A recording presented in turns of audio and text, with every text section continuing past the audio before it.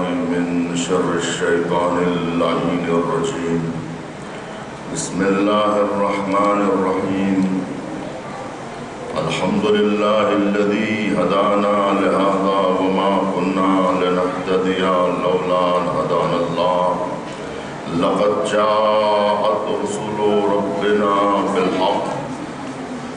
الصلاة والسلام على أشرف الأنبياء والمرسلين، النبي المؤيد والرسول المسدد المحمود الأحمد المصطفى الأمجد القاسم محمد.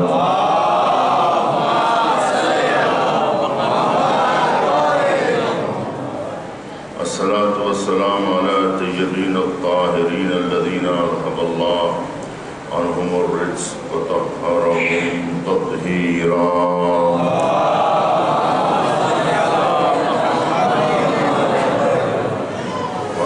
المنتجبين. أما بعد، فقد قال الله سبحانه وتعالى في كتابه الحكيم وأصدق القول قائلين وقوله الحق. بسم الله الرحمن الرحيم. وقال الإمام الحسين عليه السلام: ألا ترون أن الحق لا يحمل به وأن الباطل لا يتناهى عنه. صلوات محمد.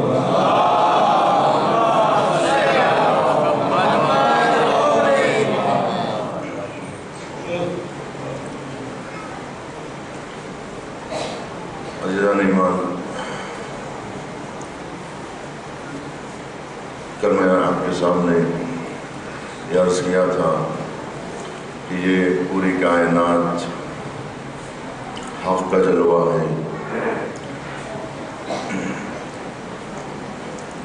وہ ذات حق ہے. اللہ سبحانہ و تعالیٰ نے اس کائنات کا جو تعارف کروایا ہے وہ تعارف حق کے ذریعے سے کروایا ہے. جو چیزیں بھی صادر ہوئی ہیں وہ حق ہی کے چشمے سے صادر ہوئی ہیں. مصدر کائنات حق ہے، محور کائنات حق ہے. یہ پوری کائنات حق کے نظام پر قائم ہے، اور لفظ حق کو اگر ہٹا لیا جائے تو پھر پوری کائنات عدم کے سناٹے میں غش کھا جائے گی، پھر کچھ نظر نہیں آئے گا. اب جو کچھ بھی نظر آ رہا ہے وہ صرف حق ہے جو نظر آ رہا ہے. لیکن دیکھنے والی نگاہیں چاہیے. ہر نگاہ حقیقت کو نہیں دیکھ سکتی، ہر نگاہ حق کو نہیں دیکھ سکتی. بے دریا بنگرم دریا تو بھی نم، بے صحرا بنگرم صحرا تو بھی نم. ہر جا کے بنگرم دشت و در و دریا، بے جز جلوے تو کثیرا نبینم. میں جدھر بھی دیکھتا ہوں، بابا طاہر اوریا کیا کہتا ہے، میں جہاں بھی دیکھتا ہوں تو ہی تو نظر آتا ہے، تیرے علاوہ کوئی نظر نہیں آتا. دریاؤں کی طرف دیکھتا ہوں تو تو نظر آتا ہے، صحراؤں کی طرف دیکھتا ہوں تو نظر آتا ہے. دریاؤں کی طرف دشت کی طرف دیکھتا ہوں تو نظر آتا ہے، تیرے علاوہ کچھ ہے ہی نہیں. اللہ حق ہے، رسول حق ہے. یہی تو اسما افہم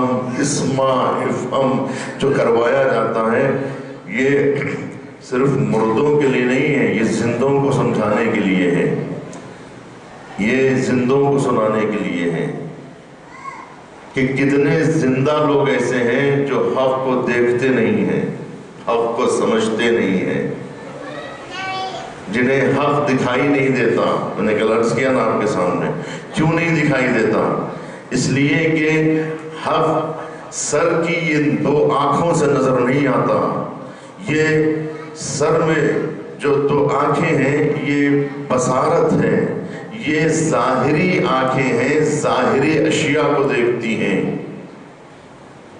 ظاہر اشیاء کو دیکھتی ہیں، باطن کی حقیقت کو نہیں دیکھتی.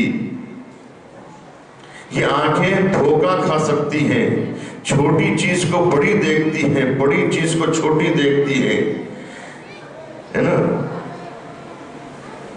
آپ جہاز کو جب دیکھتے ہیں تو کتنا چھوٹا نظر آتا ہے، جہاز میں بیٹھ کے جب آپ شہر کو دیکھتے ہیں تو کتنا چھوٹا نظر آتا ہے۔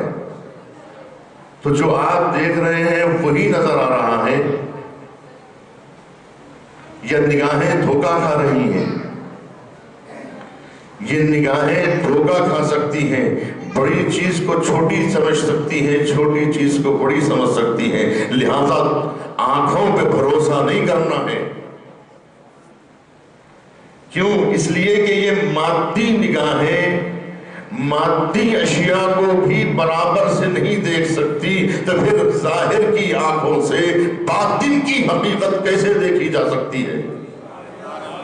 عزیزان گرامی، صاحبان علم و فضل موجود ہے، علماء موجود ہیں، مفکرین موجود ہیں، اور آپ لوگ جو برسہ برس سے اس فرش حسینی پر، اس درسگاہ حسینی پر مسلسل سماعت فرما چکے ہیں، تو کیا آپ کی استعداد علمی اتنی بالا نہیں ہو گئی ہے، اتنی سماعتوں میں اتنی سماعت کی گنجائش نہیں پیدا ہوئی ہے کہ ان تمام چیزوں کو سمجھ سکے جو حقیقت ہے، جو حقائق سے مربوط ہے، جو حقیقت ہے، اسے سمجھنے کے لیے آپ کو ان بصارت کے علاوہ بصیرت کی ضرورت ہے، اور بصیرت اگر ملتی ہے تو فرش عزا پہ ملتی ہے، فرش عزا پہ جو چیز پروان چڑھتی ہے۔ اس لیے کہ یہ منبر پر حق کے علاوہ کچھ نہیں کہا جاتا،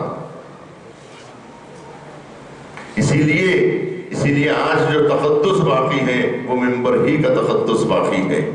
اسٹیج بدنام ہو چکا ہے، ٹی وی اور ٹیلی ویژن بدنام ہو چکا ہے، آپ کو یقین نہیں آتا کہ جو چیز ٹی وی سے دکھائی جا رہی ہے وہ آیا حقیقت ہے، جو چیز ریڈیو پہ سنائی جا رہی ہے کہ وہ چیز حقیقت ہے، جو چیز میگزین میں آپ کو مل رہی ہے کہ وہ حقیقت ہے، جو چیز اخبارات میں آپ کو پڑھنے کو مل رہی ہے کہ وہ حقیقت رکھتی ہے۔ آپ کو حق ملے گا کہاں؟ اخبارات میں حق ملے گا، ریڈیو پر حق سنائی دے گا، ٹیلی ویژن پہ حق سنائی دے گا۔ دنیا تو حق کی متلاشی ہے، دنیا تو حق کی تلاش میں ہے۔ یہ جتنے لوگ اخبار پڑھ رہے ہیں وہ حق کی تلاش میں ہیں، وہ حقیقت پڑھنا چاہتے ہیں، لیکن کیا انہیں حقیقت مل رہی ہے؟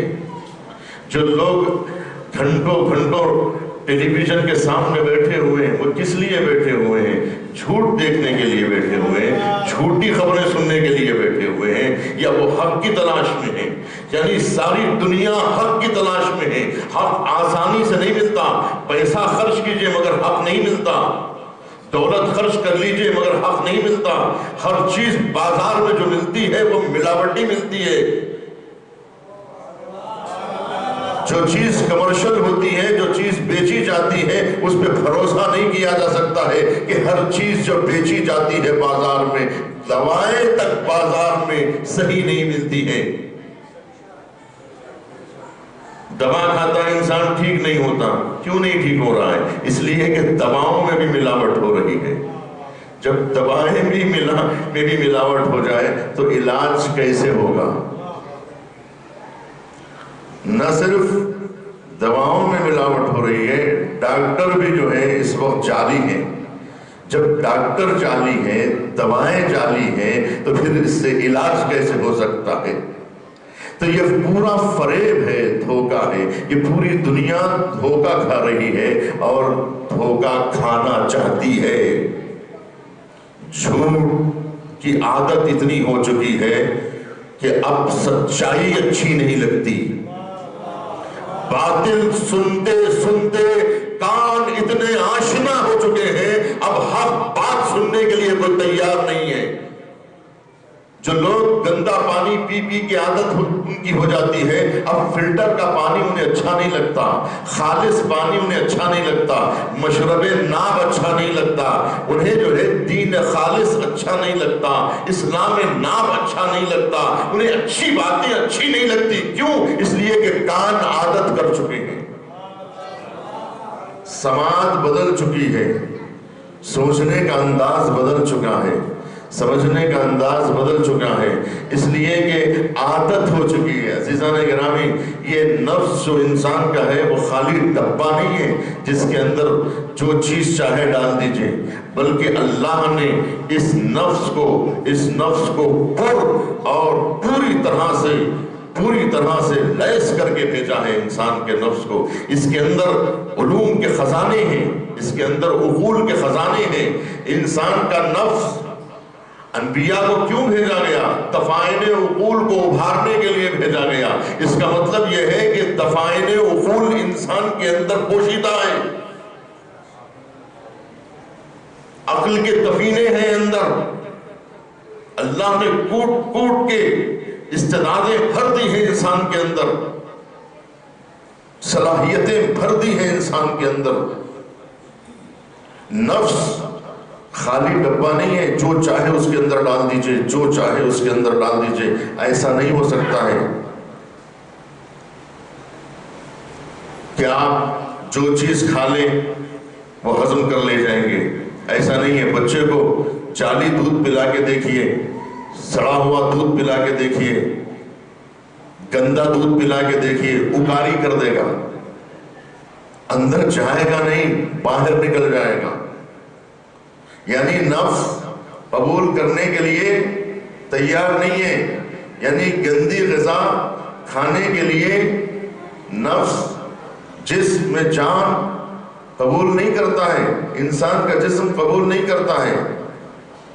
پہلی مرتبہ گٹکا کھا کے دیکھیے، اکاری کریں گے۔ پہلی مرتبہ زردہ کھا کے دیکھیے، سر چکرانے لگے گا۔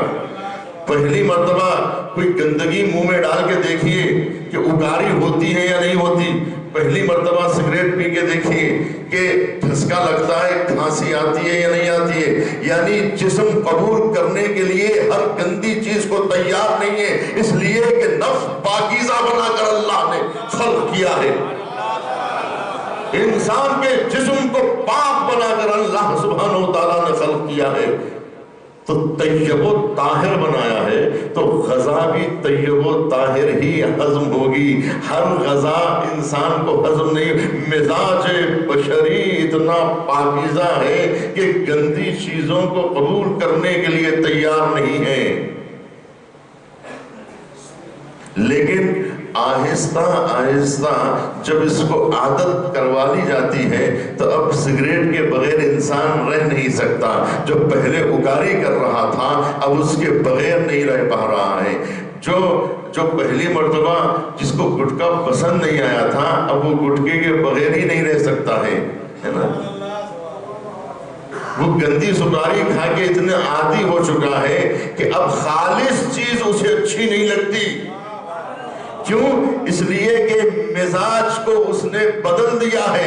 پہلے پیدا ہوا تھا تو سالم مزاج کی علامت یہ تھی کہ وہ گندی چیزوں کو قبول نہیں کرتا تھا۔ اب گندی طبیعت کی خصوصیت یہ ہے کہ وہ گندی چیزوں کو قبول کرتی ہے اور اچھی چیزوں کو قبول نہیں کرتی۔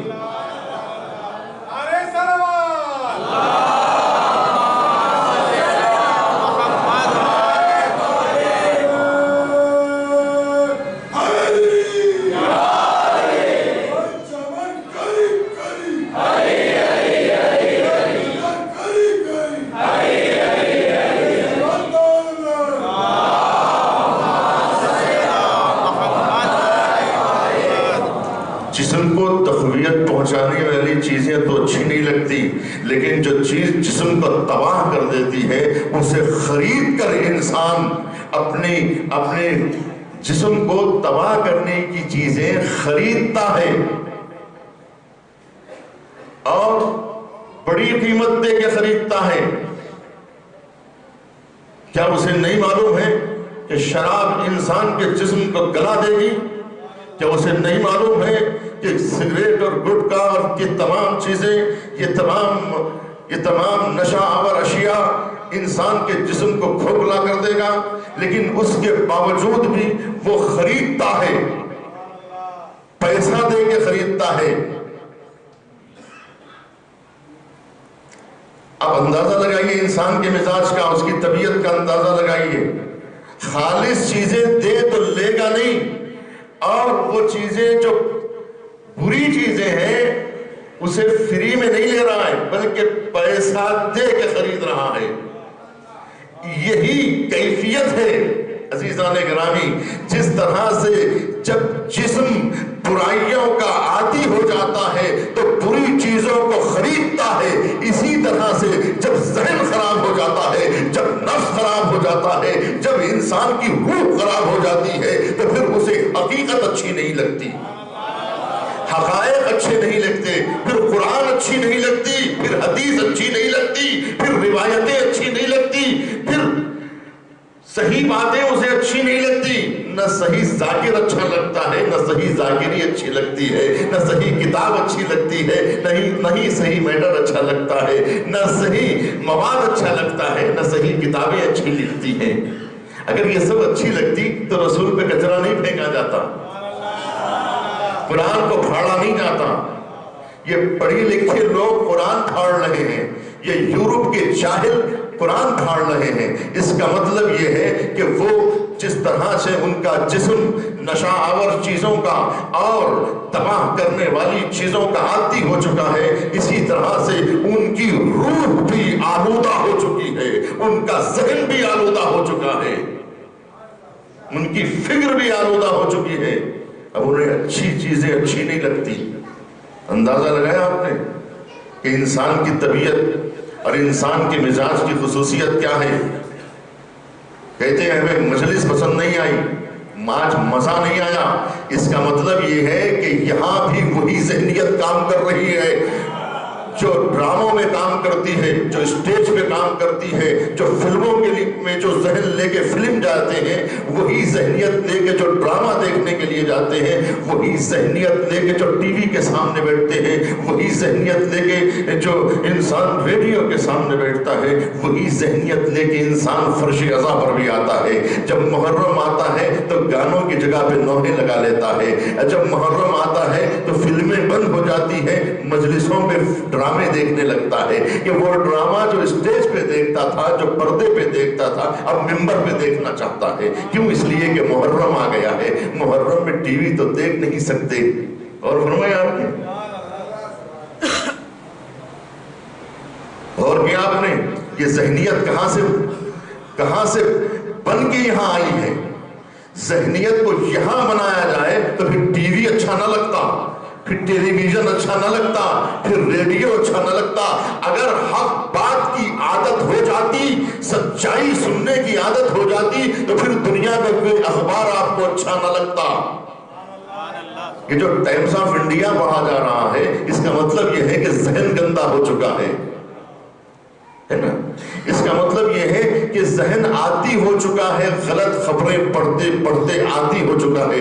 बीबीसी सुनने की लोगों को आदत है कि बगैर बीबीसी सुनेंगे नहीं, उनको दुनिया का नक्शा समझ में नहीं आएगा, इसलिए कि उन्हें आदत हो गई है बीबीसी सुनने की, है ना। क्यों? देखिए अजीज़ान गिरामी, जिस तरह से इंसान के जिस्म की हिफाजत होती है, इसी तरह से रूह की हिफाजत भी होती है, इसी तरह से फिक्र की हिफाजत भी होती है।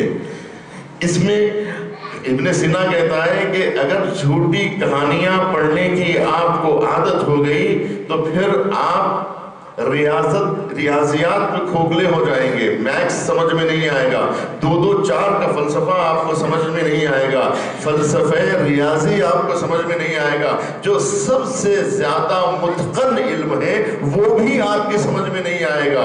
क्यों? इसलिए कि आपका ज़हन आदी हो चुका है,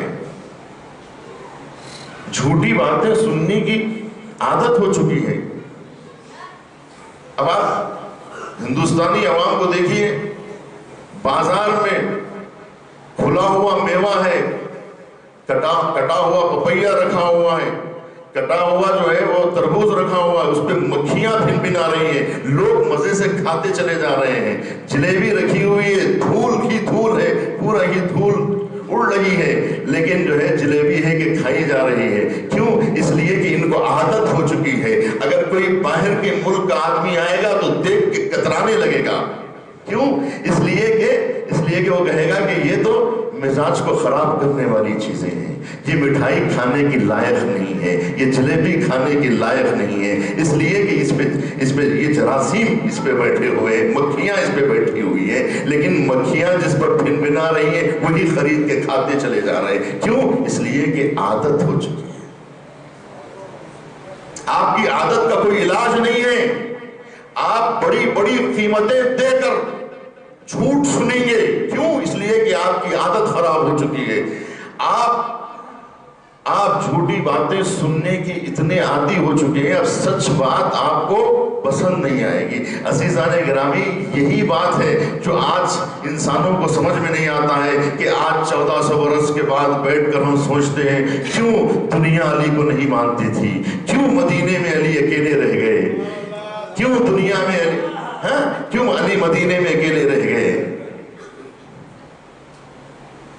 اور کیا آپ نے ڈاکٹر شریعتی کی پوری ایک کتاب ہے, اس کا مضمون ہی بس یہی ہے, علی و تنہائی. علی و تنہائی. علی تھے اور علی کی تنہائیاں تھیں. علی سب اصحاب کے بیچ میں رہتے تھے مگر اصحاب کو یاد کرتے تھے. اصحاب کے بیچ میں رہ کر کچھ اصحاب کو یاد کرتے تھے. پبلک کے بیچ میں رہ کر اپنے گزرے ہوئے دوستوں کو یاد کرتے تھے. اینا اینا عمار, اینا اینا ذو الشہادتین, اینا اینا ابن التیہان. یعنی اگر یہ اتنے لوگ ہیں, ان سب کے رکھتے ہوئے عمار کو کیوں یاد کر رہے ہیں؟ کہا نہیں, یہ سب ہے لیکن عمار نہیں ہے. عزیزان گرامی, وہ لوگ نہیں ہیں جو حق کو پسند کر سکیں, جو حقیقت کو پسند کر سکیں, جو حق والوں کو پسند کر سکیں. وہ لوگ ختم ہو چکے, وہ لوگ نہیں رہے. علی ہے اور علی کی طرف پورا مدینہ ماننے کے لیے تیار نہیں ہے, اس لیے کہ ان کا مزاج جاہلیت کا مزاج تھا. وہی دور جاہلیت کا مزاج لے کر وہ اسلام میں داخل ہوئے تھے. تو اب ان کو بوریا نشین کیسے اچھا لگے گا, ٹوٹی ہوئی دیواروں میں رہنے والا شخص کیسے اچھا لگے گا. یہ جو لوگ اقتدار پسندوں کو جھک جھک کر سلام کرنے والے, یہ بوریا نشین کو کیا اٹھ کے سلام کریں گے, ہے نا. ان کا مزاج خراب ہو چکا تھا. یہ لوگ دولت کے پجاری بن چکے تھے اور انہیں معلوم تھا کہ اگر فدق ان کے پاس رہے گا تو سب جھک جھک کے سلام کریں گے. فدق چھین لو, پورا مدینہ ان سے دور ہو جائے گا. کیوں ملیں گے لوگ, کس لیے ملیں گے؟ سب کو باغ کی اہمیت معلوم ہے, میووں کی اہمیت معلوم ہے, لیکن حق کی اہمیت نہیں معلوم ہے, صداقت کی اہمیت نہیں معلوم ہے, علی کی اہمیت نہیں معلوم. پورا مدینہ علی کو چھوڑ کے چلا گیا. کیوں؟ اس لیے کہ علی پسند نہیں آتے. سب پسند آتے ہیں, علی پسند نہیں آتے.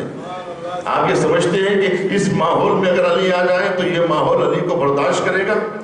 جو ارے جس ذات کو ان کا سگا بھائی ماننے کے لیے تھوڑی دیر کے لیے صحیح, سمجھانے کے لیے صحیح, لیکن برداشت کرنا اگر مشکل ہو جائے تو یہ درس دیا جا رہا ہے کہ اگر حق وہ چیز ہے عزیزان گرامی جو ہر ایک کے حلف سے نہیں اترتی.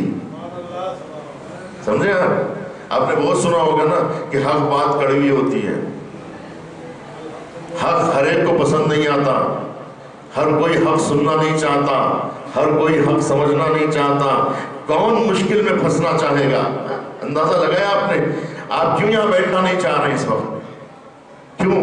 اس لیے کہ جب گفتگو تلخ ہو جاتی ہے, جب انسان کا ذہن گرم ہونے لگتا ہے, تو جو لڑکے کالج چھوڑ کے بھاگ جاتے ہیں, اسکول جانے سے گھبراتے ہیں. کیوں؟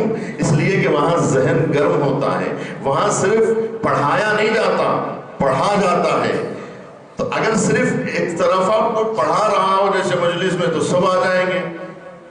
مسئلہ یہ ہے کہ یہاں اگر گفتگو ایک طرفہ ہو تو بہت آسان ہے. آپ کو پسند منبر اس لیے آتا ہے کیونکہ یہاں صرف ایک طرفہ گفتگو ہوتی ہے, اور وہ بیچارہ جو ہے سمجھانے کے لیے کبھی ادھر دیکھتا ہے, کبھی ادھر دیکھتا ہے, کبھی سامنے دیکھتا ہے, کبھی داہنی طرف دیکھتا ہے, کبھی بائیں طرف دیکھتا ہے, اور مجمع سے کہتا ہے سمجھ رہے ہو, اور مجمع سمجھنا ہی نہیں چاہتا. کیوں؟ اس لیے کہ سامنے والے محنت نہیں کرنا چاہتے, اور فرمایا آپ چاہتے ہیں کہ یہ محنت کریں، ہم محنت نہیں کریں گے. وہ بیچارہ گلاٹیوں پہ گلاٹی مارتا جا رہا ہے، پیچ و تاب کھاتا جا رہا ہے، اور زحمت پہ زحمت برداشت کر رہا ہے، پسینے چھوٹ رہے ہیں. سمجھے غور کیا، اور ادھر سے کوئی جواب نہیں مل رہا ہے. کیوں؟ اس لیے کہ یہ چاہتے ہیں ساری محنت آپ کریں، گلتی بنائے. اور جو ہے نا آپ سمجھ رہے ہیں گلتی کسے کہتے ہیں؟ چاول جب نرم ہو جاتا ہے تو اس کو ہمارے پاس کیا کہتے ہیں؟ گلتی ہے. جس طرح سے جو ہے تو جب جو ہے چاول کو نرم کر دیا جاتا ہے، اس کو چاپ چاپ کے نوالا بنا کے جب دے تو آسانی سے نکل جائے.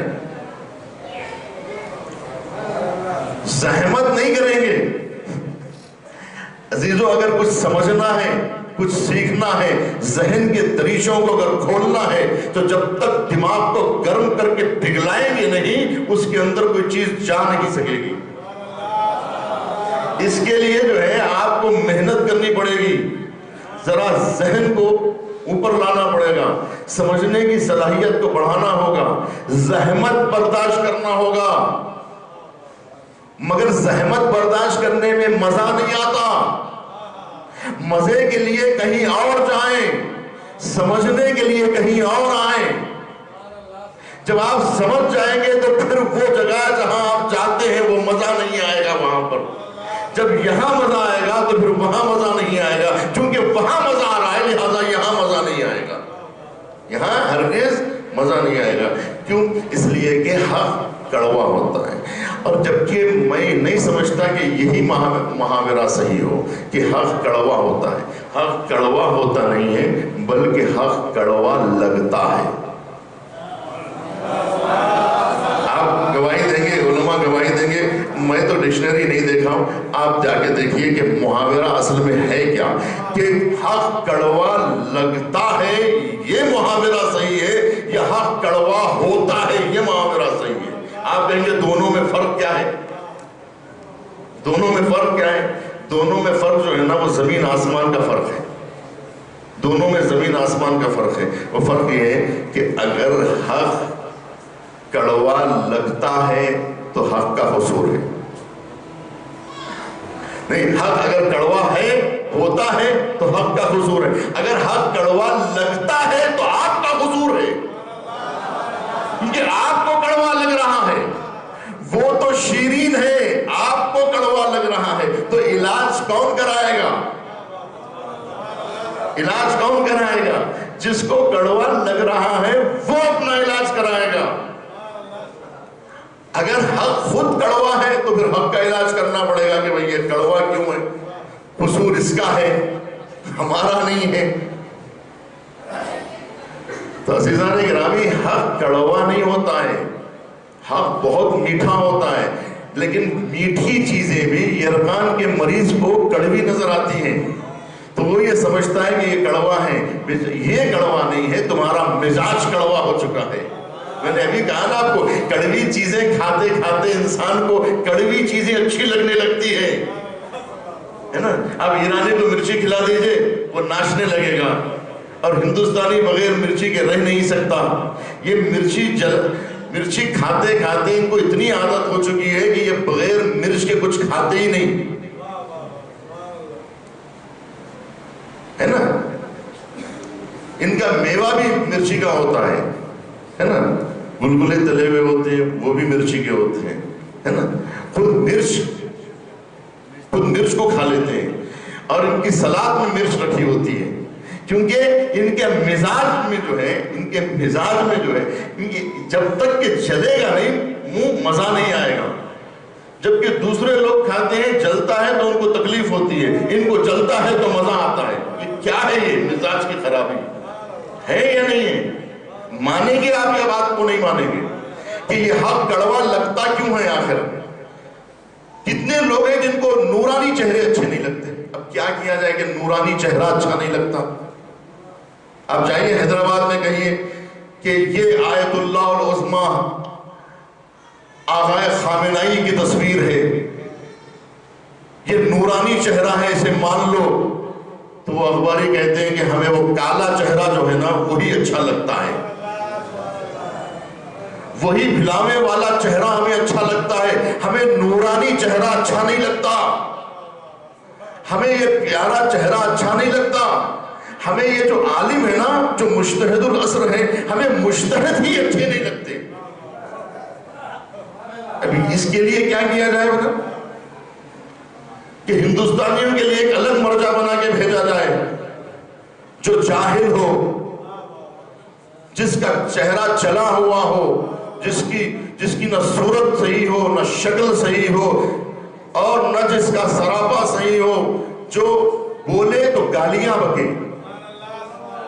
ایسا کوئی عالم چاہیے کہ جو صرف منبر پہ بیٹھے تو گالیاں بکے، نیچے آئے تو گالیاں بکے، جو گالی کے سوا بات نہ کرے، دعا نہ کرے، بلکہ سب کو بد دعا کرے، کسی پر صلوات نہ بھیجے، سب پہ لعنت کرے، جو سب پر لعنت کرے، اور نورانی چہروں کے اوپر پیر رکھ کر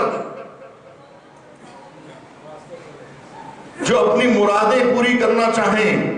اس کا مطلب یہ ہے کہ ان کا مزاج خراب ہو چکا ہے۔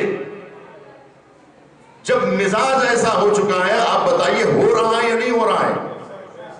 آپ تو ہندوستان کے بیچوں بیچ رہتے ہیں، آپ کو تو ادھر کی تصویر بھی نظر آتی ہے، ادھر کی تصویر بھی نظر آتی ہے، آپ کو ساؤتھ بھی آپ کے سامنے ہے، نارتھ بھی آپ کے سامنے ہے، ادھر دیکھیے کیا ہو رہا ہے، ادھر دیکھیے کیا ہو رہا ہے، اور دیکھ کے عبرت حاصل کیجئے۔ آپ بھی ان کے جیسے بننے کی کوشش مت کیجئے۔ کیوں؟ یہ کیا ہو گیا ہے؟ مزاج کی خرابی ہے کہ مجتہد اچھے نہیں لگتے، پڑھے لکھے لوگ اچھے نہیں لگتے۔ کیوں؟ وہی میں آپ سے عرض کر رہا ہوں عزیزان گرامی، اپنے آپ کو بدلنے کی کوشش کیجئے۔ بازار میں خالص چیزیں نہیں ملتی، اس کی قیمت جاننے کی کوشش کیجئے،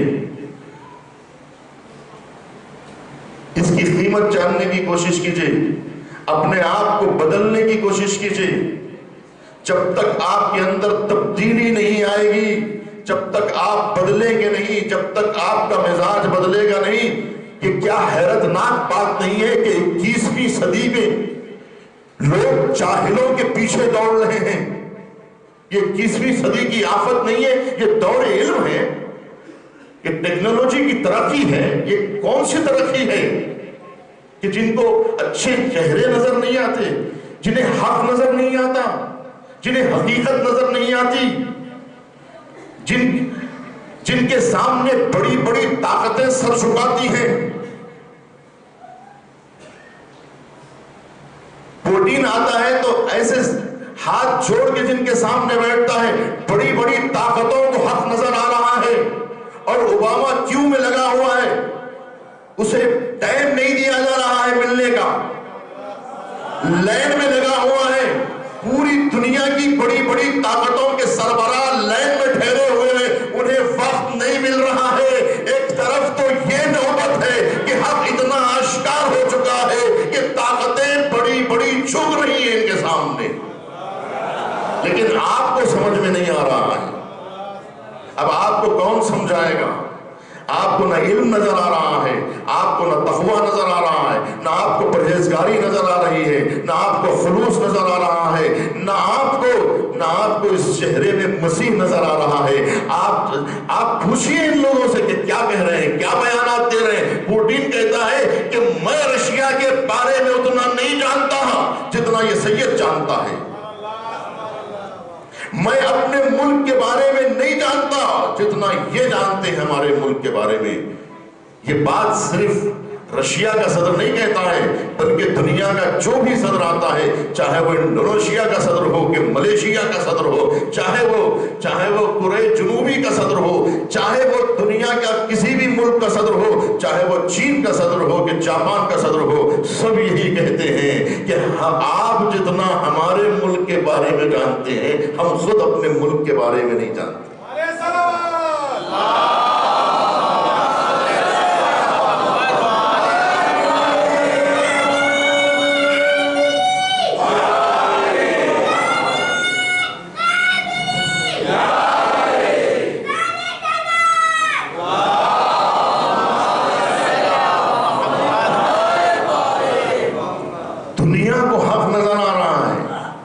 لیکن ابھی آپ کے چہرے پہ پردے پڑے ہوئے ہیں. آپ تعجب کریں گے، غیر مذہب کے لوگ، مسیحی لوگ کہہ رہے ہیں کہ اس چہرے میں مسیح نظر آ رہا ہے، اس چہرے میں مسیح نظر آ رہا ہے. جن لوگوں نے اصحاب رسول کو نہیں دیکھا ہے وہ کہتے ہیں کہ ہمیں انہیں دیکھ کر ہمیں اصحاب رسول یاد آتے ہیں. لیکن کتنی عجیب بات ہے کہ ہمارے ہی مذہب کے لوگوں کو نظر نہیں آ رہا ہے، دوسرے مذہب والوں کو نظر آ رہا ہے، مسلمانوں کو نہیں نظر آ رہا ہے، کافروں کو نظر آ رہا ہے. آپ اسے کہتے ہیں عزیزان گرامی، کافروں کو نظر آ رہا ہے، مسیحوں کو نظر آ رہا ہے، یہودیوں کو نظر آ رہا ہے، مجوسیوں کو نظر آ رہا ہے، بدھسٹوں کو نظر آ رہا ہے. اب آپ دیکھیے چائنا سے کتنے لڑکے آگے فم میں پڑھ رہے ہیں. چائنا سے میں بات کر رہا ہوں، چائنا کی بات کر رہا ہوں. چائنا کے کتنے مسلمان ابھی تک اس 10 سال کے عرصے میں 500 سے زیادہ شاید جو ہے طالب علم چائنا کے لوگ یہاں آ کے پڑھ گئے ہیں. جبکہ حدیث کیا کہتی ہے؟ اطلب العلم ولو کان بالصین، طلب علم کے لیے چین ہی کیوں نہ جانا پڑے، جاؤ چین کو اور علم حاصل کرو. آج مرکز علم بدل چکا ہے، آج چین والے آ رہے ہیں پڑھنے کے لیے. جاؤ حوض علمیہ میں معجزہ دیکھو، آج معجزہ دیکھو جا کر کہ چین کے لوگ آ کے پڑھ رہے ہیں، جاپان کے لوگ آ کے پڑھ رہے ہیں. سب کو حق نظر آ رہا ہے، لیکن ہندوستان کے مسلمانوں کو نظر نہیں آ رہا. کیسے نظر آئے گا مسلمانوں کو؟ ہندوستان کا مسلمان نہیں ملے گا آپ کو حوض علمیہ میں، پاکستان کا مسلمان نہیں ملے گا، جبکہ انڈونیشیا کا مسلمان ملے گا، ملیشیا کا مسلمان ملے گا، فلپین کا مسلمان ملے گا، سری لنکا کا مسلمان ملے گا، بنگلہ دیش کا مسلمان ملے گا، ہے نا، میں نام دیتے جاؤ، کینیا کا مسلمان ملے گا، تنزانیہ کا مسلمان ملے گا، یوگانڈا کا مسلمان ملے گا، موریشس کا مسلمان ملے گا. سب ملیں گے، مگر نہیں ملیں گے تو ہندوستان کا مسلمان نہیں ملے گا، پاکستان کا مسلمان نہیں ملے گا. یہ 2 ملکوں کے مسلمان کیوں نہیں ملیں گے اس کی وجہ بتا دیتا ہوں. اس کی وجہ آپ ہیں، اس کی وجہ آپ ہیں. میں جہاں جاتا ہوں وہاں کے لوگوں کو سناتا ہوں، اپنے ہی مجمع کو سناتا ہوں. لوگوں کو پیار سے سمجھانا چاہیے، اپنے مجمع کو ڈانٹ کے سمجھانا چاہیے. لوگ اپنے گھر میں اپنے بچوں کو ڈانٹ کے سمجھاتے ہیں اور پڑوسی کے بچوں کو سمجھاتے ہیں، پیار سے سمجھاتے ہیں، اپنے بچوں کو ڈانٹ کے سمجھاتے ہیں. لیکن ہمارے ممبر سے الٹا کام ہو رہا ہے، الٹا کام ہمارے ممبر سے ہو رہا ہے. اپنے بچوں کو تو جو ہے، اپنے گھر کے بچوں کو تو پیار سے سمجھاتے ہیں اور پڑوسی کے بچوں کو ڈانٹتے ہیں، پڑوسیوں کو ڈانٹتے ہیں. جب پڑوسیوں کو ڈانٹیں گے تو پڑوسی سمجھیں گے. کہتے ہیں ہم حق سمجھا رہے ہیں. ارے حق سمجھانا ہے اپنے بچوں کو سمجھاؤ. تم اپنے بچوں سے زیادہ پڑوسیوں پہ کیوں ترس کھا رہے ہو؟ پہلے اپنے بچوں پہ رحم کھاؤ. جتنا وقت دوسروں کو سدھارنے میں لگا دیا اتنا اپنے بھی سدھارنے میں لگا دیے ہوتے تو کہاں کی کہاں پہنچ گئے ہوتے. جتنا وقت دوسروں کو دیا ہے ہم نے، اتنا وقت اپنوں کو دیے ہوتے.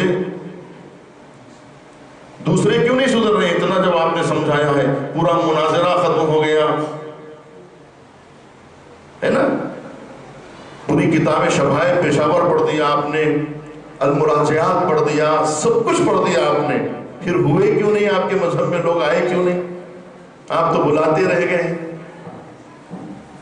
اس کی وجہ کیا ہے؟ اس کی وجہ یہ ہے کہ لوگ آپ کی بات پر کب یقین کریں گے؟ اگر آپ سچ کہہ رہے ہیں تو پہلے اپنی اولاد کو سچائی سکھائیے، اس کے بعد آگے ہمیں سچائی سکھائیے. سب کہتے ہیں پہلے اپنے گھر کو درست کیجئے، اس کے بعد آگے ہمارے گھر کو درست کرنا. پہلے اپنے آپ کو ٹھیک کیجئے، پہلے اپنے لوگوں کو ٹھیک کیجئے، اس کے بعد آئیے ہم خود بخود سدھر جائیں گے. جب آپ سدھر جائیں گے، جب آپ سدھر جائیں گے تو آپ کو دیکھ کے ہم خود بخود سدھر جائیں گے. پہلے آپ سدھر کے بتائیے. پہلے آپ سدھریے. پوری دنیا یہ دیکھ رہی ہے کہ اگر آپ لوگ بدل جائیں گے تو پوری دنیا بدل جائے گی. بدلنا آپ کو ہے. عزیزان گرامی، مرسل اعظم نے پہلے اپنے گھر کو بدلا، اس کے بعد دوسرے گھروں کو بدلا. پہلے اپنے خاندان کو بدلا، اس کے بعد دوسرے خاندانوں کو بدلا. پہلے اپنی سوسائٹی بدلا، اس کے بعد دوسری سوسائٹیوں کو بدلا. تو حضور نے تبلیغ کا آغاز اپنی اہلیہ سے کیا. حضور نے تبلیغ کا آغاز اپنے بھانجوں اور بھتیجوں، اپنے بھائیوں سے کیا. تبلیغ کا آغاز اپنے ہی گھر سے کیا. یہی وجہ ہے کہ نبی کو اپنے ہی گھر میں تائید ملی. اگر نبی کو اپنے گھر میں تائید نہ ملتی تو دوسروں کو یقین کیسے آتا؟ آپ بدل جائیے، زمانہ بدل جائے گا. تو کیوں آج انڈونیشیا والے آ رہے ہیں؟ اس لیے کہ ایک ملک نے اپنے آپ کو تبدیل ہو کے بتا دیا کہ دیکھو ہم کس طرح سے اپنے آپ کو سدھار چکے ہیں، کیسے ہم نے عدالت قائم کی. آگے دیکھو ہمارے ملک میں کیسے ہم نے اپنے ملک کے لوگوں کے اخلاق کو بدلا. چینج اسے کہتے ہیں عزیزان. حکومت کے چینج ہونے سے چینج نہیں ہے. گورا گیا کالا آیا، اس کا نام چینج نہیں ہے. چینج یہ ہے کہ پورا مزاج بدلا جائے. شراب پینے والے مسجدوں میں نظر آ رہے ہیں. اب وہ ایران نہیں ہے کہ جو 36 برس پہلے آپ نے دیکھا تھا، 40 برس پہلے جو آپ نے ایران دیکھا تھا، وہ ایران نہیں ہے. اب ایران چینج ہو چکا. اس لیے کہ جن کے ہاتھ میں بوتل ہوا کرتا تھا، آج ان کے ہاتھوں میں قرآن ہے. لوگ کہتے تھے اس پوری قوم میں ایک حافظ قرآن نہیں ہے. آج 1 کروڑ سے زیادہ حافظان قرآن ہو چکے ہیں. کسی مسلمانوں کے ملک میں اتنے حافظ قرآن نہیں ہے جتنے ایک ملک میں حافظان قرآن ہیں. جتنے قاریان قرآن، جتنے بڑے بڑے قاری آپ کو اس ملک میں نظر آئیں گے، علی والے ملک میں نظر آئیں گے، آپ کو کسی ملک میں نظر نہیں آئیں گے. آپ کو چیلنج ہے کہ اتنے قاریوں کی تعداد بتا دو، اتنے حافظوں کی تعداد بتا دو، اتنے حافظان کل قرآن کس ملک کے پاس ہے. چھوٹا بچہ بھی 7 سال کا بچہ جب حافظ قرآن، ایسا حافظ قرآن نہیں جیسے رٹو طوطے ہوتے ہیں، بلکہ حفظ قرآن ایسا کیا کہ قرآن کی زبان میں بات کرنے لگا. قرآن کی زبان میں بات کرنے لگا. جب سعودی عرب کو یہ بچہ پہنچا، آپ نے سب سنا ہے نا، محمد حسین طباطبائی. یہ ایک بچے کی بات ہے، ایسے ہزاروں بچے ہیں. اب ایسے ایک بچہ نہیں رہا، اب ایسے ہزاروں بچے پیدا ہو چکے ہیں کہ ہم اپنے پاس 1000 آفتاب رکھتے ہیں، بلند فکر و نظر لاجواب رکھتے ہیں. ہمارے سامنے سورج کا کیا چراغ جلے، جبین پہ خاک درے بودراب رکھتے ہیں.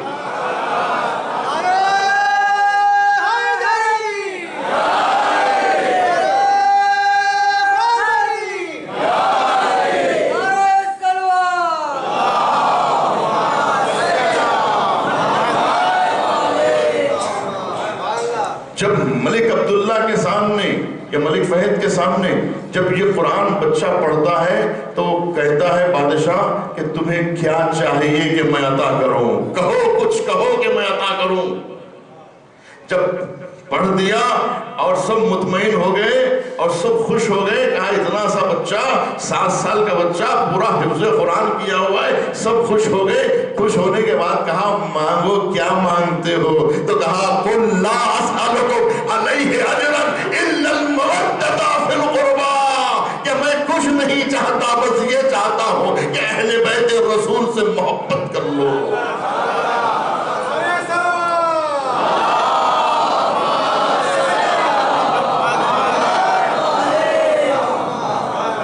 کچھ نہیں چاہتے، بس یہ چاہتے ہیں کہ اقربائے محمد سے محبت کر لو، آل مصطفیٰ سے محبت کا اقرار کر لو، جنت البقیع تعمیر کر دو، مزار فاطمہ زہرا تعمیر کر دو، مزار حسن مجتبیٰ تعمیر کر دو، ہم یہی چاہتے ہیں، اس کے علاوہ کچھ نہیں چاہتے۔ ہم مال و دولت طلب کرنے کے لیے یہاں نہیں آئے ہیں، ہم اقتدار کے لیے نہیں آئے ہیں، ہم مانگنے کے لیے نہیں آئے ہیں، ہم لینے کے لیے نہیں آئے ہیں، ہم کچھ نہیں چاہتے تم سے، بس یہ چاہتے ہیں کہ نبی کے اقربا سے۔ عزیزان گرامی، وقت ختم ہو چکا ہے، لیکن بات تو شروع ہی نہیں ہوئی، گفتگو کا آغاز ہی نہیں ہوا۔ آپ غور فرما رہے ہیں، ابھی ہم گفتگو شروع کرنا چاہتے تھے کہ وقت ختم ہو گیا۔ لیکن دیکھیے، ہر بات کے لیے وقت ہے، لیکن حق کے لیے وقت نہیں ملتا۔ ہر شے کے لیے آفت ہے، لیکن علم کے لیے آفات ہے۔ وَلِكُلِّ شَيْءٍ آفَةٌ وَلِلْعِلْمِ آفات۔ علم کے لیے آفات ہے، ایک معنی نہیں ہے، ہزاروں موانع ہیں۔ شیطانی سازشیں کبھی ہمیں حق کی دعوت دے نہیں سکتے۔ جب بھی ہم حق کی طرف آتے ہیں، کوئی نہ کوئی رکاوٹ ہمیں درپیش آتی ہی جاتی ہے۔ کیوں؟ اس لیے کہ ساری طاقتیں ہمیں حق سے روکنا چاہتی ہیں، پوری باطل طاقتیں ہمیں حق سے روکنے پہ جٹی ہوئی ہیں۔ یہی وجہ ہے کہ چراغ تلے اندھیرا ہو گیا ہے۔ ہمارے پاس سب کچھ ہے، حافظان قرآن ہمارے پاس ہے، محافظان قرآن ہمارے پاس ہے، قرآن ہمارے پاس ہے، اہل بیت ہمارے پاس ہے، کربلا بھی ہمارے پاس ہے، نجف بھی ہمارے پاس ہے، مدینہ بھی ہمارے پاس ہے، سب کچھ اتنے غنی ہونے کے باوجود بھی ہم فقیر ہیں۔ اتنے غنی ہونے کے باوجود بھی ہم فقیر ہیں۔ ہماری حالت تو عراقیوں کی جیسی ہے، جن کی زمین کے نیچے زمین سونا اگل رہی ہے اور وہ بھیک مانگ رہے ہیں۔ زمین سونا اگل رہی ہے اور وہ اس زمین پر چل کے بھیک مانگ رہے ہیں۔ اگر اس ملک کا پیسہ صحیح ہو جاتا تو آج دنیا کا سب سے بڑا پیسہ عراق کا ہوتا، لیکن کیوں؟ اس لیے کہ انہیں حق پسندی سے روکا گیا۔ باطل نے ان کے ہاتھوں کو ایسے جکڑ دیا، ہاتھوں میں ان کی ہتھکڑی پہنا دی، پیروں میں ان کے بیڑیاں ڈال دی، ان کے ذہن پہ تالے لگا دیے۔ یہ ہے نا، یہ جو باندھتے ہیں وہ دماغ کو باندھ دیتے ہیں، کپڑا ڈال کے دماغ کے اوپر اس کو باندھ دیتے ہیں کس کے، تاکہ عقل کام نہ کر سکے، تاکہ دماغ کام نہ کر سکے، انہیں حق دکھائی نہ دے، نہ ادھر دیکھتے ہیں نہ ادھر دیکھتے ہیں، انہیں کچھ سجھائی نہیں دیتا۔ ان عربوں کو اتنا بے وقوف بنایا گیا کہ اب بے وقوف بننے کی عادت پڑ گئی ہے۔ میں نے کہا نا، عادت، بے وقوفی کی عادت۔ کوئی بے وقوف نہیں بناتا ہے، کوئی انہیں چھیڑتا نہیں ہے، تو یہ خود جو ہے لٹا دیتے ہیں۔ جب وہ لوٹنے کے لیے یا نہیں آتے تو یہ خود فرانس میں جا کے لٹا کے آتے ہیں۔ ان کا ریکارڈ یہ ہے کہ انہوں نے جوے میں کبھی جیتا نہیں ہے، ہمیشہ ہارا ہے۔ ان کا ریکارڈ یہ، کرسی وہاں رکھی ہوئی ہے، پتہ نہیں انگلینڈ میں ہے یا امریکہ میں، جس پہ لکھا ہوا ہے کہ سعودی شہزادہ دنیا کی سب سے بڑی رقم ہارا ہے۔ ہارنے کا ریکارڈ ہے، جیتنے کا ریکارڈ نہیں ہے۔ اور کیا آپ نے، تو اس کا مطلب یہ ہے کہ اس قوم کو بے وقوف بنایا گیا ہے۔ بات ختم کر دوں عزیزان گرامی، میں آپ تک بات لے کے آنا چاہ رہا ہوں، ایرانیوں تک، کہ یہ اگر شیعہ نہ ہوتے تو یہاں کے سارے سنی شیعہ ہو جاتے۔ ان کو دیکھ کے کوئی نہیں ہو رہا ہے۔ اسی طرح سے انقلاب حیدرآباد کے اندر آ جاتا، ممبئی کے اندر آ جاتا، لیکن یہ پرانے ایرانی جو تھے وہ لوگ ضد انقلاب بن گئے، اور ان کو دیکھ کر دکن کے لوگ انقلاب کی طرف نہیں آئے۔ آج حیدرآباد کا ہر شیعہ ضد انقلاب بنا ہوا ہے، انقلاب کا دشمن ہے، آیت اللہ خامنائی کا دشمن ہے۔ کیوں بنا؟ ان ایرانیوں کی وجہ سے بنا۔ 1979 میں انقلاب آیا، 1971 میں کانسلیٹ کھلا حیدرآباد کے اندر، شاہ نے ان کو وظیفے بانٹنا شروع کیا، تو اس طرح سے یہ لوگ شاہ پرست ہو گئے، ہر ہوٹل میں شاہ کی تصویر لگا دی گئی۔ اور جب انقلاب آیا تو لوگوں نے پوچھا کہ ماشاءاللہ آپ کے ملک تو انقلاب آ گیا، کہا واویلا ہو گیا، ملک تباہ ہو گیا، ملک ویران ہو گیا، شاہ بہت اچھا تھا، خمینی نے آگے ایران کو خراب کر دیا بابا، پورا ایران خراب ہو گیا بابا، پورا ایران لٹ گیا، ویران ہو گیا بابا، پورا ملک ویران ہو گیا، اب وہاں شراب نہیں پی سکتے بابا، کچھ نہیں کر سکتے بابا، پورا ملک خراب ہو گیا، وہاں جوا بھی نہیں کھیل سکتے، شراب خانے بند کر دیا بابا، یہ ملا لوگوں نے پورا ملک تباہ کر دیا۔ یہ جب سنا لوگوں نے تو انقلاب سے دور ہو گئے۔ سمجھا آپ نے؟ ان لوگوں کی وجہ سے ہوا، یہ ایرانیوں کی وجہ سے ہوا، لوگ ایران سے دور ہوئے، یہ شیعوں کی وجہ سے لوگ انقلاب سے دور ہوئے۔ سوال یہی ہے نا کہ اگر یہ نہ ہوتے تو پوری جماعت اسلامی ایران کی طرف آ جاتی۔ انہیں امام خمینی نے یہ نہیں کہا تھا کہ یہ شیعہ انقلاب ہے، یہ اسلام ناب محمدی ہے، ناب محمدی، یہ نہ شیعوں کا انقلاب ہے نہ سنیوں کا انقلاب ہے، یہ اسلام کا انقلاب ہے، یہ اسلام ناب خالص اسلام ہے، یہ تعصبی مذہب نہیں ہے، شیعوں کا مذہب نہیں ہے، یہ سنیوں کا مذہب نہیں ہے، یہ اسلام کا مذہب ہے۔ تبھی تو پوری جماعت اسلامی تائید کے لیے کھڑی ہو گئی، پورا اخوان المسلمین تائید کے لیے کھڑا ہو گیا۔ ایسا معلوم ہو رہا تھا کہ مصر میں انقلاب آ جائے گا، ایسا معلوم ہو رہا تھا کہ بحرین میں انقلاب آ جائے گا، پوری دنیا اس وقت لپیٹ میں آ گئی تھی، لیکن انہیں روکا گیا اور یہ بتایا گیا ہے کہ یہ اسلامی انقلاب تھوڑی ہے، یہ تو شیعوں کا انقلاب ہے۔ شیعوں کو بتایا گیا کہ تمہیں متاثر ہونے کی ضرورت نہیں ہے، یہ تو ایرانیوں کا انقلاب ہے۔ امام خمینی نے کہا یہ ایران کا انقلاب نہیں ہے، میں ایران بچانے کے لیے نہیں آیا ہوں، میں اسلام بچانے کے لیے آیا ہوں۔ میں گفتگو کو تمام کروں عزیزان گرامی، پھر کل میں اسی گفتگو کو آگے بڑھاؤں گا، کیونکہ ابھی بیداری آنا باقی ہے، آپ کو ابھی آپ کو دنیا کو سمجھنا باقی ہے۔ اگر آپ نہیں سمجھیں گے تو اس کا نقصان آپ کو نہیں ہوگا، بلکہ اس کا نقصان پوری ملت اسلامیہ کو جھیلنا پڑے گا۔ اگر آپ نہیں سدھریں گے تو اس کا عذاب آپ کو، دوسری قوموں کا عذاب بھی آپ کو جھیلنا پڑے گا۔ اس لیے میں کہہ رہا ہوں آپ خطرناک موڑ پہ آ چکے ہیں، اس وقت آپ ذمہ دار ہیں ملت اسلامیہ کے، آپ ذمہ دار ہیں، پورے ملک کے ذمہ دار ہیں آپ۔ اس وقت ملک میں روشنی نہیں پھیل رہی ہے تو آپ لوگوں کی وجہ سے نہیں پھیل رہی ہے کہ آپ سمجھ نہیں پا رہے ہیں کہ حق کا سورج طلوع ہو چکا ہے، ولایت فقیہ کا سورج طلوع ہو چکا ہے۔ اس وقت حق کی آواز پوری ملک کو، پوری دنیا کو اپنی لپیٹ میں لے رہی۔ آج یورپ پکار رہا ہے، آج افریقہ آواز دے رہا ہے، آج چائنا آواز دے رہا ہے۔ آپ کو معلوم نہیں ہے دنیا میں کتنی بڑی تبدیلیاں آنے والی ہیں۔ اس وقت مسئلہ مسلکوں کا نہیں ہے، اس وقت مسئلہ حق اور حقیقت کا ہے، اس وقت مسئلہ دین اور شریعت کا ہے، اس وقت مسئلہ تعصبیت کا نہیں ہے، اس وقت مسئلہ ہمارے اور آپ کا نہیں ہے، بلکہ ملتوں کا مسئلہ ہے، قوم کا مسئلہ ہے۔ آپ کو سمجھنے کی ضرورت ہے، آپ نہیں سمجھیں گے عزیزان گرامی تو اس کا نقصان میں بتا رہا ہوں صرف آپ تک محدود نہیں رہنے والا ہے۔ میں آپ کو مثالیں دے رہا ہوں، میں اور آپ کو بتاؤں گا، لیکن پہلے آپ ایک جملہ سن لیجئے امام خمینی کا، جس سے آپ کو اندازہ ہوگا کہ امام خمینی کی شخصیت کا نام ہے۔ ابھی دنیا نے خمینی کو پہچانا نہیں ہے، ایرانی کیا پہچانیں گے؟ اس لیے کہ خمینی ایران کا خمیر نہیں ہے، اسلام کا خمیر ہے۔ امام خمینی کا ذہن ایرانی ذہن نہیں ہے، اسلامی ذہن ہے۔ روایات اہل بیت پڑھ کے یہ ذہن بنا ہے، فکر اہل بیت سے یہ ذہن بڑا ہے۔ یہ ذہن جو ہے وہ اہل بیت کے گھرانے سے آیا ہے، یہ فرزند رسول ہے، یہ خاندان رسول کی فرد ہے۔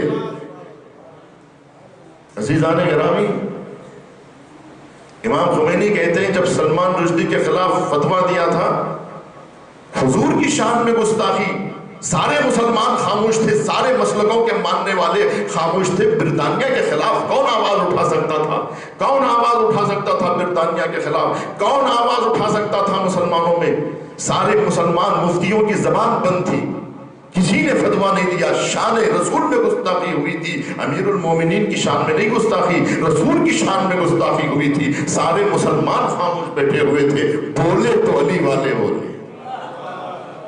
مگر حق بات ہے، علی والوں کی بات نہیں ہے، بات حق کی ہے جو حق کی طرح کرنی چاہیے۔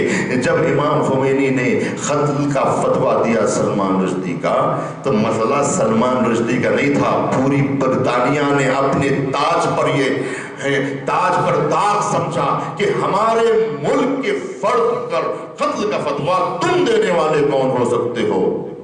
تو امام خمینی نے بتایا کہ دین سرحدوں کا پابند نہیں ہے، دین ملکوں کا پابند نہیں ہے۔ تو عزیزان گرامی، سب برطانیہ سے ڈرتے ہیں، برطانیہ جھک گیا، خمینی نہیں جھکے۔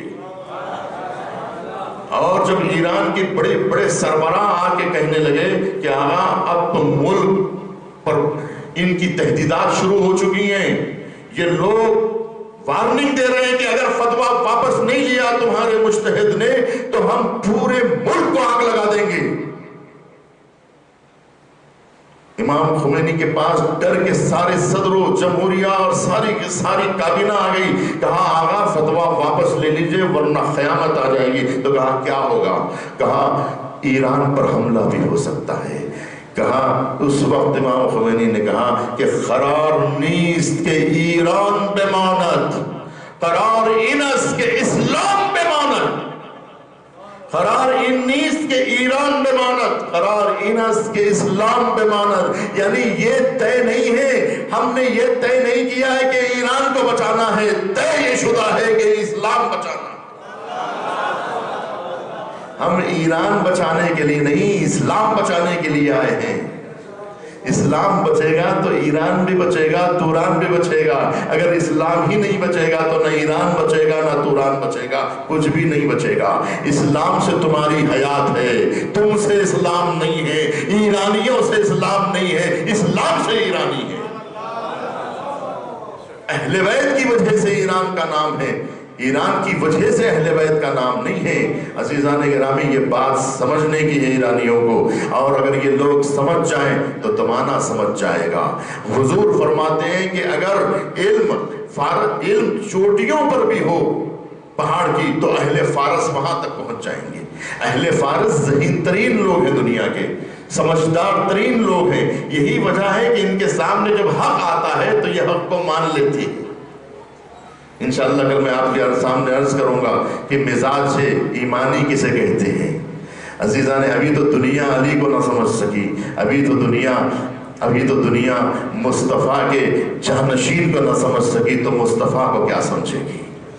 ابھی دنیا آل نبی کو نہیں سمجھ سکی تو خود نبی کی ذات کو کیا سمجھے گی، ذات محمد کو کیا سمجھے گی؟ بس عزیزان گرامی، یہ جو کچھ بھی تاریخ اسلام میں ہوا ہے یہ دشمنی مصطفیٰ میں ہوا ہے۔ یہ آل مصطفیٰ پہ جتنے ظلم آپ دیکھتے جائیں گے، تاریخ میں پڑھتے چلے جائیں گے، یہ دشمنی محمد مصطفیٰ ہے جو ان کی اولاد سے لی گئی۔ آپ بتائیے اولاد نبی کا قصور کیا تھا؟ فاطمہ زہرا کا قصور کیا تھا؟ قصور کیا تھا حسن و حسین کا؟ قصور کیا تھا علی مرتضیٰ کا؟ خاندان رسول کا قصور کیا تھا؟ سب خاندان اسلام کے نام پر عیش کرتے رہے، لیکن جو جان دیتا رہا وہ آل مصطفیٰ ہے، جو خون بہاتا رہا وہ آل مصطفیٰ ہے۔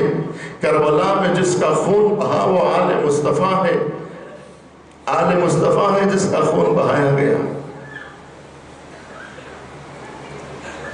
علی اکبر کے سینے پہ برچھی لگائی گئی، قاسم کو گھوڑے سے زمین پر آنا پڑا، اور محمد شہید ہوئے۔ یہ سب آل مصطفیٰ تھے جو کربلا کے میدان میں کام آئے۔ بس عزیزان گرامی، جب کبھی چوتھے امام سے پوچھا گیا کہ مولا آپ کربلا کو یاد کر کے اتنا کیوں گریا کرتے ہیں، آپ شہادتوں کو یاد کر کے اتنا کیوں روتے ہیں؟ آپ کو علی اکبر کا داغ یقیناً بڑا محسوس ہوگا۔ آپ کو علی اصغر علیہ السلام کے گلے پہ جو تیر لگا وہ یقیناً آپ کو رلائے گا، لیکن شہادت تو آپ کے گھرانے کی میراث ہے، شہادت تو آپ کے گھرانے کی میراث ہے۔ آپ کے آبا و اجداد تو سب شہید ہوتے ہوئے آئے ہیں۔ تب علی زین العابدین نے سر کو جھکا کے کہا بھائی تم نے انصاف نہیں کیا، شہادت تو ہمارے گھرانے کی میراث ہے، لیکن کیا ماں بہنوں کے ساتھ دیار بدیار پھرایا جانا یہ بھی ہمارے گھرانے کی میراث تھی؟ کیا یہ بھی ہمارے گھرانے کی میراث تھی کہ کوفے کے بازار میں نبی کی بیٹی کا داخلہ ہوا، علی کی بیٹی، فاطمہ زہرا کی بیٹی، اور آل نبی کوفے کے بازار میں داخل ہو رہی ہے۔ انہی مجمع دیکھنے والوں میں سے ایک خاتون قریب آ کے زینب سے پوچھتی ہے، بیویوں سے پوچھتی ہے کہ آپ کس خاندان کے اسیر ہیں؟ ایسا نہیں معلوم ہوتا کہ آپ دیلم کے اسیر ہو، آپ کے چہرے کی وجاہت و متانت بتا رہی ہے کہ آپ اچھے خاندان کے لوگ معلوم ہوتے ہیں۔ اے اسیروں، اے قیدیوں، تمہارے چہرے سے متانت ٹپکتی ہے، تمہیں دیکھ کے معلوم نہیں ہوتا کہ تم لوگ کسی غیر خاندان کے ہو۔ یہ تو بتاؤ کہ تم کس خاندان سے تعلق رکھتے ہو؟ تو ایک مرتبہ زینب گورا اور بیویوں نے جواب دیا، نحنو سارا آل محمد، ہم نبی محمد مصطفیٰ کے خاندان کے لوگ ہیں، ہم مصطفیٰ کی بیٹیاں ہیں، ہم آل نبی کے خاندان سے ہیں۔ کیا تم مصطفیٰ کا کلمہ نہیں پڑھتے؟ تم جس محمد کا کلمہ پڑھتے ہو، ہم اس خاندان کی بیویاں ہیں۔ یہ علی اور فاطمہ کی بیٹیاں ہیں جو اسیر بنا کے کوفے میں لائی جا رہی ہیں۔ عزیزو، قافلہ جب کوفے کے دربار میں داخل ہوا، یہ ایام گریہ زاری کے ایام ہے، 40 حسینی کے ایام ہے۔ اب 40 کو 2 روز باقی رہ گئے، جتنا رونا ہے ان 2 دنوں میں رونا ہے۔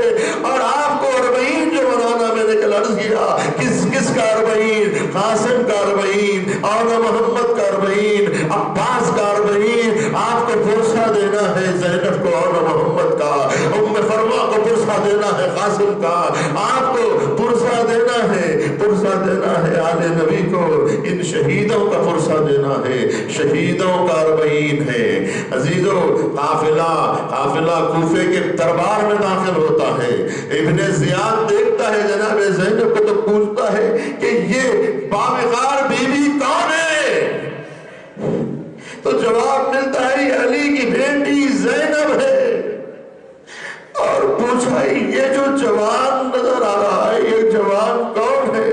تو کہا یہ علی اکبر ہے، یہ علی بن الحسین ہے۔ تو کہا علی اکبر تو کربلا میں شہید ہو گئے، یہ کون ہے؟